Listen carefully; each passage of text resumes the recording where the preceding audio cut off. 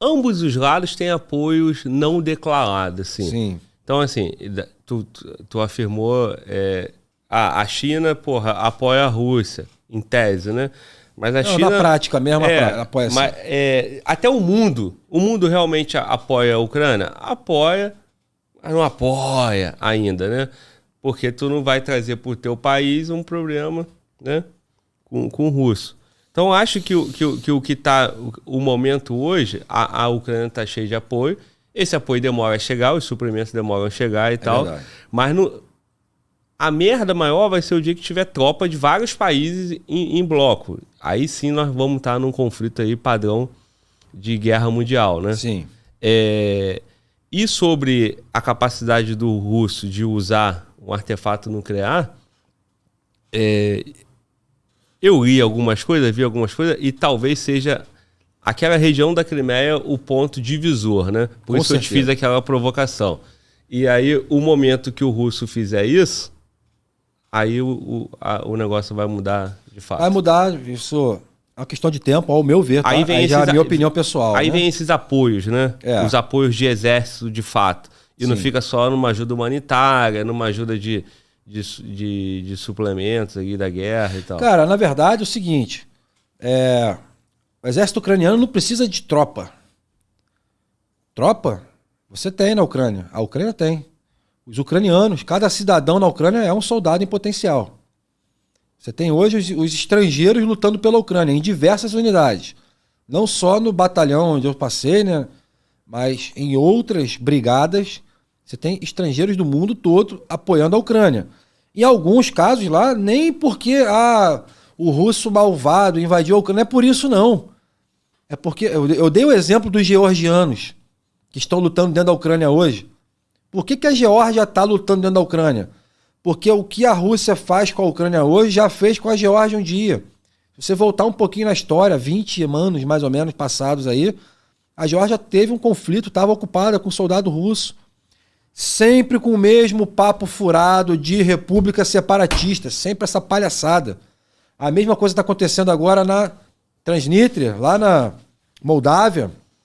A mesma coisa aconteceu em diversos outros países da Europa, sempre com a mão desses caras. E hoje, o que a gente enxerga? O apoio que de fato a Ucrânia precisa, cara, é equipamento. E eu estou falando de coisa simples. É o equipamento que chega para o soldado lá na linha de frente. Eu estou te falando desde bota, não que não tenha, tem. Mas estou falando de bota, uniforme e coisas mais complexas. Um aparelho de ressuscitação para parada cardiorrespiratória. Uma caixinha pequenininha que um soldado que tiver uma parada cardíaca, por sei lá qual for o motivo, foi baleado e tal, entrou em choque e o coração parou de funcionar, você conseguir na hora colocar o aparelho nele, ligar e fazer uma ressuscitação sem precisar ficar fazendo massagem cardíaca. Porque no meio do bombardeio não há tempo para isso. Você tem que remover o cara dali ou vai morrer pela explosão. Cara, é um tipo de coisa que o soldado poderia ter. Pelo menos um a cada tantos soldados, e não tem. Se tem, não chega. Estou falando de bons coletes, de boas armas. Estou falando de mísseis de longo alcance. E estou falando de coisas mais simples. Carro, viatura. Tem um vídeo que eu botei. Mostra o vídeo aí daquela viatura. Fala o vídeo que aí se prepara e depois coloca. Qual vídeo, é o vídeo? O vídeo que a gente separou ainda agora, que estava na carroceria de uma picape. Tá? Tá. Cara, aquela picape, ela tá lá até hoje. Ela foi uma doação. Então são coisas que a gente não tem, às vezes, no front, que os soldados que estão lá, meu irmão, eles precisam para poder fazer a guerra andar, para poder conseguir avançar, meu irmão. Então uma coisa simples, um meio de transporte para tu pegar o soldado de um ponto e levar a outro. Para você sair de uma cidade onde você está ocupando, para poder ir onde está tendo a guerra efetivamente, onde está tendo o combate. E, cara, não tem. Às vezes a gente não tem. E aí fica aguardando 1, 2 semanas para poder ter um transporte, para levar tropa, para levar comida para quem está na linha de frente. Então a gente tentou, eu tentei de várias formas, mas quando eu estava na Ucrânia, eu acabava que a cabeça estava voltada para a situação lá. Então meio que desistia. E agora que eu estou aqui, eu estou tentando viabilizar alguma forma de ajudar. O Peter, do canal Ancapso, ele tem feito isso. Ele tem alguns contatos lá. E agora que eu tenho vários contatos lá, eu vou tentar fazer a mesma coisa. Viabilizar para que essas doações cheguem às mãos do soldado. Com carros, equipamentos, etc. Muito se fala em equipamentos de... Muito se fala... já vai entrar, calma aí. Aí vocês me derrubam. Muito se fala em equipamentos, irmão, de guerra, né? Aí vão falar em munições, em tanque, em tudo isso. Só que aquele básico, né? Para o cara conseguir operar esses equipamentos grandes, né? Tem que ter. Tem que ter o básico. E isso, às vezes, passa batido. Vamos pensar aqui, aconteceu uma tragédia, no lugar. A primeira coisa que falta é água para beber, para o cara se manter vivo, né? Então, é sobre isso que você está falando, né? É sobre o básico do básico mesmo. Irmão, eu estou falando de um carro para transportar soldado que está indo para o combate. Todos os carros que eu vejo, né, que eu vi na Ucrânia, nessas regiões por onde nós operamos, não vou falar na Ucrânia toda, lógico que não, mas onde nós operamos lá, onde nós ocupamos, carros de doação, cara. Então a gente consegue hoje entender que uma dificuldade da guerra é a logística. E não é a logística do material bélico somente. É a logística como um todo, cara. Por quê?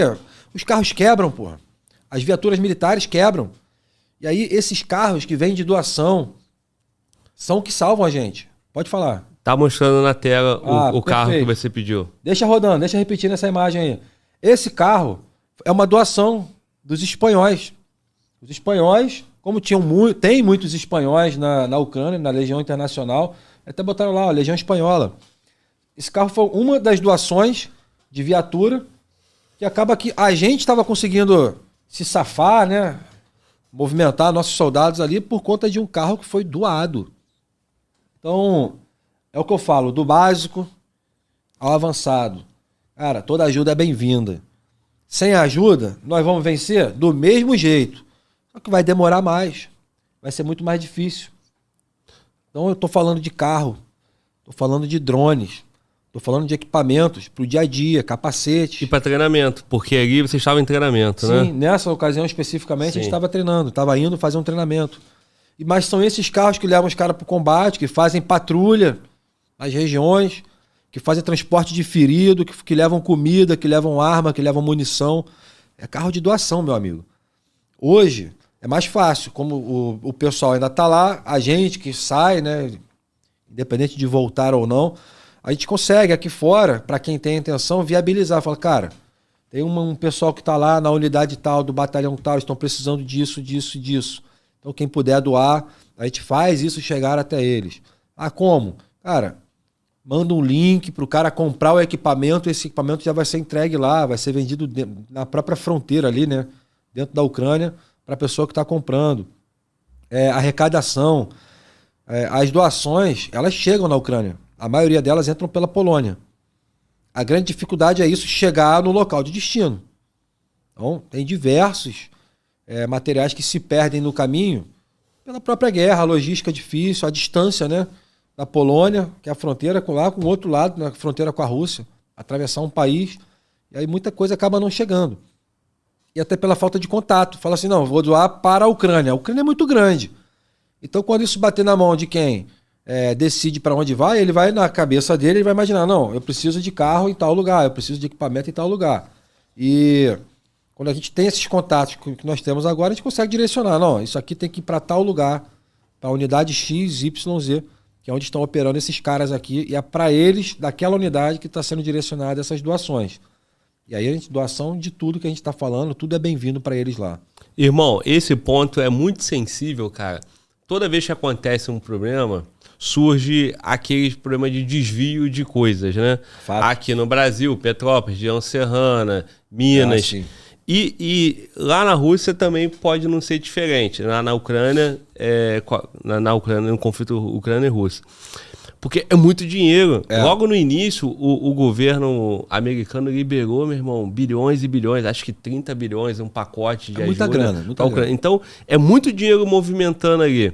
As pessoas, elas, quando toca no coração delas, elas querem ajudar e fazer doações. É mais ou menos o que você está falando. Eu sou contra doar dinheiro. Eu sou contra doar dinheiro. Eu ia te falar isso. Eu, Glauber, eu fico sempre muito preocupado e eu nem gosto muito de fazer isso, porque é difícil controlar, meu irmão, tu não sabe, aí a gente aqui tá com boa intenção e vai falar, pô, ajuda. Aí o malandro lá que tá organizando, meu irmão, some com o dinheiro, então isso é sempre muito sensível. Mas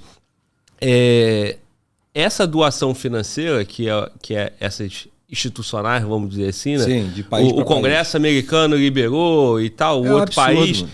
Só que isso demora a virar suprimento ali para aquilo, né? Porque a efetividade ela é a longo prazo. E o soldado precisa para agora. Exato. Até aquela dotação orçamentária sair do Congresso, de um país para o outro, comprar, licitar. Acho que licitar não é nem um caso, mas assim, a produção disso, porque falta também, né? Então, eu vi, porra, uma empresa brasileira aí que não sei quantos torniquete, o outro vendeu não sei quantas armas.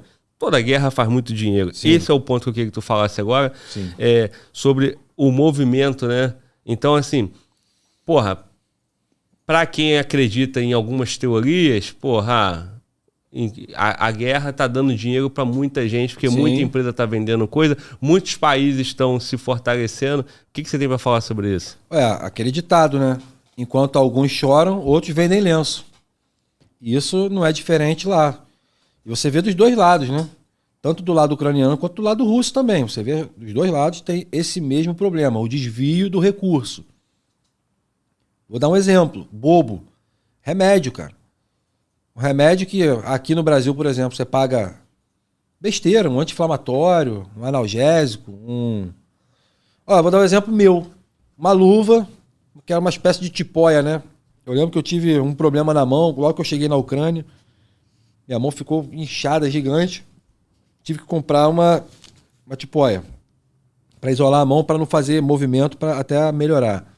Cara, vamos dizer que eu paguei naquilo ali, um exemplo, tá? Que foi em grívenas, que é o valor do país lá.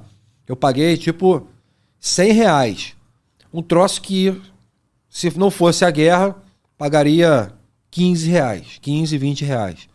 Um trocinho de pano que você encaixa a mão ali e tal. É uma para você isolar e parar o movimento. E assim, é tudo aquilo que é envolvido com o suprimento de guerra. E aí a gente pode falar de remédio, a gente pode falar de equipamento militar.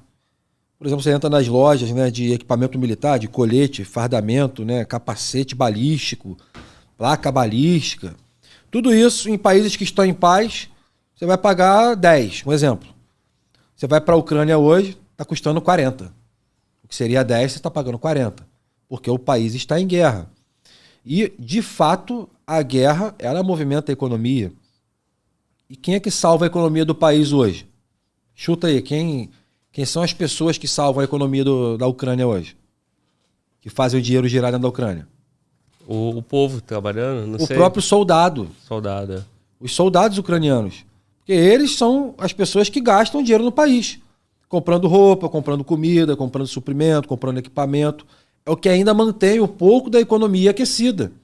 O número gigante de soldados no campo de batalha, e esse pessoal recebe salário para estar lá. Então são eles que gastam dinheiro dentro do próprio país.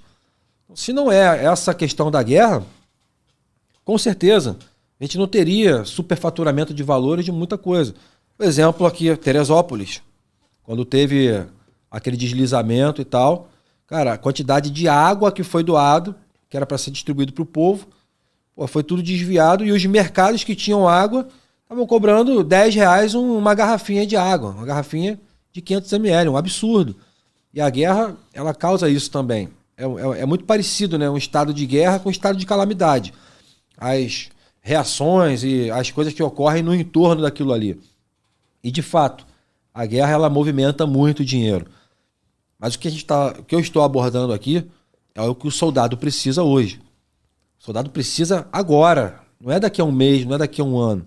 As coisas que os soldados precisam de transporte, equipamento, drones, mira térmica, né?